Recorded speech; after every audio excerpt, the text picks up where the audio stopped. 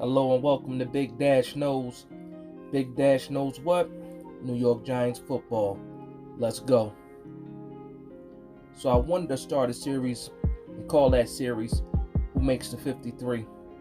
And in this first edition, I'll be going over the receiver group. How many receivers I think will make the 53 and who those guys are. I'll also be going over past stats and what I expect from each guy in the upcoming season.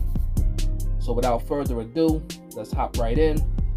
First on the list, wide receiver 1, Kenny Golladay. No surprises there, right? The big money guy, the prize signing of the 2021 season, ended up being a shell of himself. But was it all his fault? When the GM at the time signed Golladay, the majority of fans were excited. After losing Odell in 2019, Giants fans were begging for a number 1 receiver. But did we get that? The short answer is no. But let's dive deeper. In 2021, Golladay played 14 games, had 37 receptions, with a total of 521 yards, but no touchdowns. In no way is this acceptable for a wide receiver 1. But we know that the scheme, QB play, and the offensive line played a big role. No deep ball scheme, a QB with no time to throw, and not playing to the receiver's strengths can all be a reason for such a down year from a guy that has talent. Galladay's best year was in 2019. He hauled in 65 receptions for about 1,200 yards and 11 touchdowns.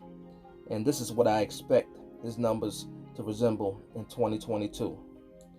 So my prediction for him is around 80 catches, 1,000 yards, and 10 touchdowns. Now in the wide receiver 2 spot, it can be debated, is it Sterling Shepard or is it Kadarius Toney? With Shep coming off injury and possibly starting on the PUP list, I will go with Kadarius Toney as wide receiver 2. When Kadarius was drafted, many people were scratching their heads. We had just signed Golladay. We had Sterling Shepard on the roster, and Darius Slayton had flashed. But when we finally got him involved and on the field, we saw just how talented, Toney is. Toney is a playmaker, and every time he touches the ball, it can go the distance. In 2021, Toney played in 10 games, had about 39 receptions for 420 yards, but also 0 touchdowns. And also 189 of those yards came in just one game. The upside of Toney is tremendous, but it's about how we get him the ball. I believe Dave's scheme will utilize Toney in the way that the Chiefs use Tyreek Hill. Not saying he is Tyreek Hill, not at all. Just saying it should resemble how Tyreek Hill was used. Not as a deep threat, but in space where Toney can do what he does best, make people miss. My prediction for Toney is around 70 catches, about 700 to 800 yards, and about 6 to 8 touchdowns. Toney can be electrifying, and I can't wait to see what the scheme has in store for Toney in 2022. Now at the wide receiver 3 spot, that goes to Sterling Shepard by default. Coming off an Achilles, we don't know what to expect and when to expect it. Reports say that he should be ready by week 1. I don't know, but I think he starts off on the PUP list. There's nothing I can say about Shep that Giant fans don't already know. He's a team player, he's tough, good hands, reliable when he is on the field, but that is the issue. Shep only played 7 games in 2021, had 36 receptions for 366 yards and 1 touchdown. And that 1 touchdown came in the second quarter of the first game of the season. Shep is a fan favorite for many reasons, but I think that time is not on his side, and his replacement is already in the building.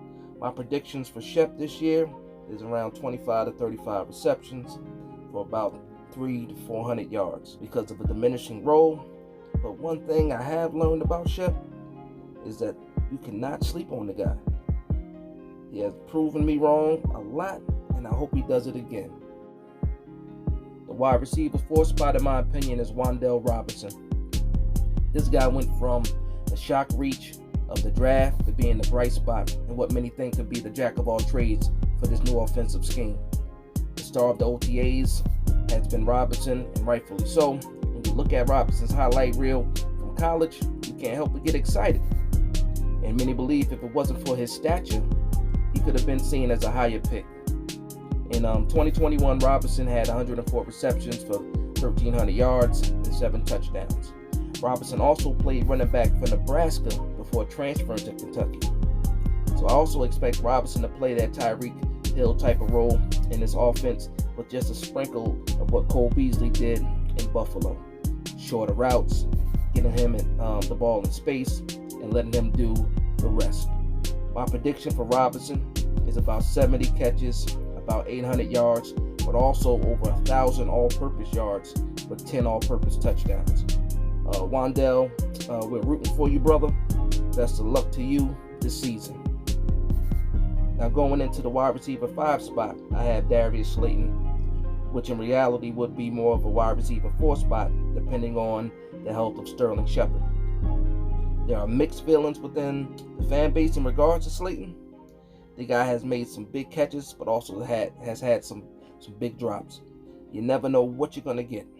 With that said, Slayton does have value as a deep threat, speed type guy. And this is needed on every team, especially in the scheme we're trying to run here. Slayton, if I needed to compare him, is like a McCole Hardman, a guy that can get open deep when the defense wants to play in close. Just a few targets a game will help keep the defense out of playing, in the box, keeping them honest. In 2021, Slayton played 13 games, had 26 receptions, 339 yards with 2 touchdowns. In the previous 2 seasons, Slayton averaged 49 catches and around 745 yards. So my prediction for Slayton is 30 to 40 catches, anywhere from 400 to 600 yards, and 4 touchdowns. And this should be very possible for him because he has done it before. So I'm rooting for Slayton. Hopefully he can be that guy, especially with the injuries that seem to pile up for the Giants. So I expect to see Slayton get a couple catches and make a couple plays in this upcoming season. So that's my 5-guy review. But I do believe the Giants keep 6 receivers. 7 if you count Shep being on the PUP list at the start of the season. Some candidates for the 6th spot, in my opinion, are Colin Johnson, C.J. Board, Robert Foster, Richie James, and also David Seals. Some other guys that are in the room, but long shots, Alex Bachman, Austin Frohl. With this 6th spot, this guy should also have special teams value, and to me, that could be either Richie James as a returner, or C.J. Board has a lot of experience on the kick and punt coverage. So for right now, I'm leaning towards C.J. Board in that 6th spot. It also doesn't hurt that Board can come in and play receiver in a pinch, as he has done that in the past as well. And that's why he's my early pick for wide receiver 6. So there you have it. My way too early wide receiver prediction of the 2022 season. Let me know what you think in the comments below. Do you agree? Do you disagree? And please like, comment, and subscribe. From one Giants fan to another, thank you again for vibing with me. This is Big Dash Nose, Big Blue Nation. Let's go.